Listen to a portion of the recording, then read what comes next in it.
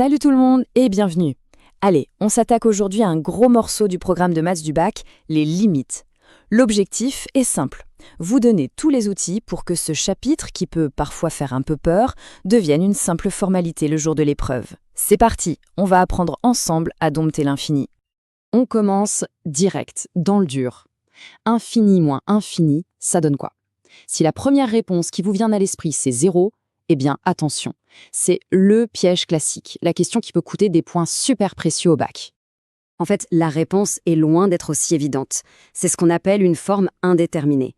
Et savoir comment gérer ces cas de figure, c'est précisément ce qui va faire la différence le jour J. C'est un vrai test de votre raisonnement mathématique. Alors, ce fameux cauchemar, mettons un nom dessus. Il s'agit des formes indéterminées. Ce sont des situations un peu particulières où les règles de calcul habituelles ne marchent plus et où il faut sortir des techniques un peu spéciales. Mais pas de panique, on est là pour les identifier et apprendre à les maîtriser. Les voici, les 4 adversaires à connaître par cœur. Ce sont les 4 grandes énigmes du chapitre sur les limites.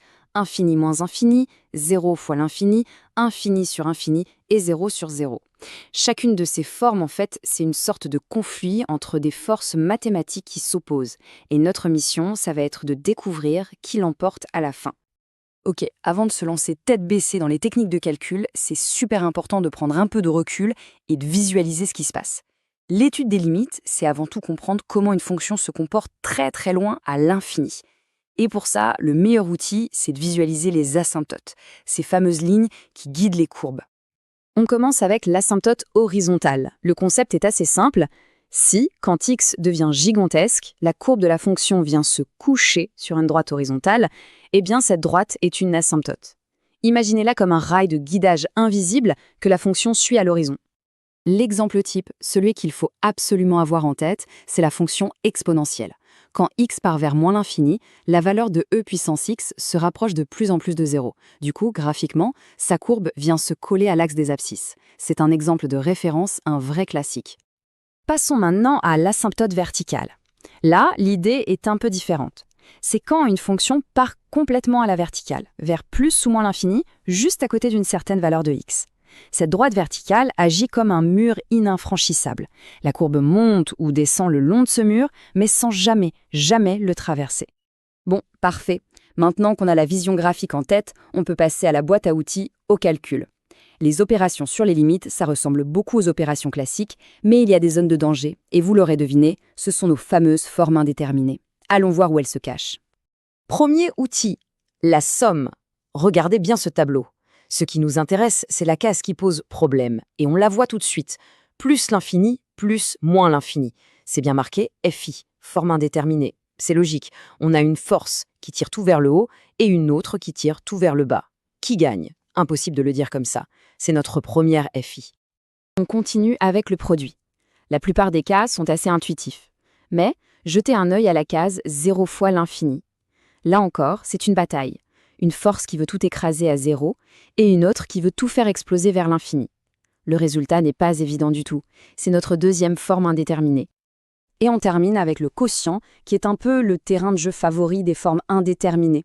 Ici, on en a même 2, 0 sur 0 et infini sur infini. Ce sont probablement les cas qu'on rencontre le plus souvent au bac. Le plus important, c'est de bien mémoriser ces 4 situations où un calcul direct est tout simplement impossible. Bien, on a identifié les problèmes. Il est temps de sortir les clés qui ouvrent ces serrures. On va voir ensemble 3 techniques majeures, 3 méthodes qui permettent de lever l'indétermination, comme on dit en mathématiques. C'est vraiment le cœur de ce qu'il faut savoir faire. Première technique, spéciale pour les polynômes quand x tend vers l'infini. La règle est toute simple, c'est le plus fort qui gagne. Et dans un polynôme, le plus fort, c'est toujours le terme qui a la plus grande puissance de x. La méthode est simple. On factorise par ce terme dominant et hop, comme par magie, l'indétermination s'en va. Deuxième technique, les croissances comparées. Là, on assiste à un véritable combat de titans entre différentes fonctions.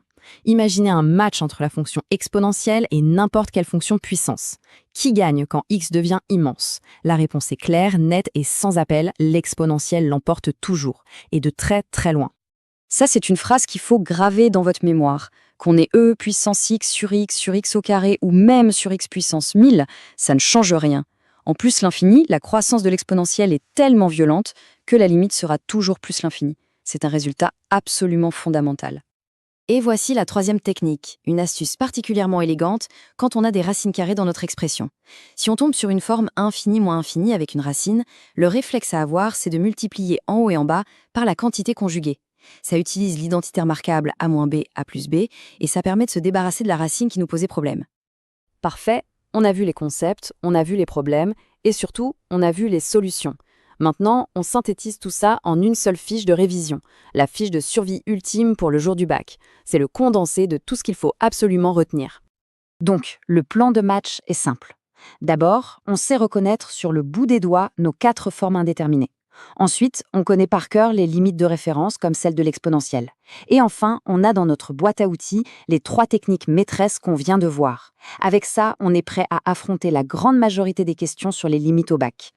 J'espère sincèrement que cette présentation vous a éclairé et surtout vous a rassuré. Vous voyez, les limites, ce n'est pas de la magie, c'est de la méthode et de la logique. En maîtrisant ces quelques outils, on a tout ce qu'il faut pour transformer ce chapitre en une véritable force. La question n'est plus de savoir si c'est possible, mais comment y arriver avec brio. Si cette présentation vous a été utile, n'hésitez pas à laisser un pouce bleu, ça fait toujours plaisir et ça soutient la chaîne.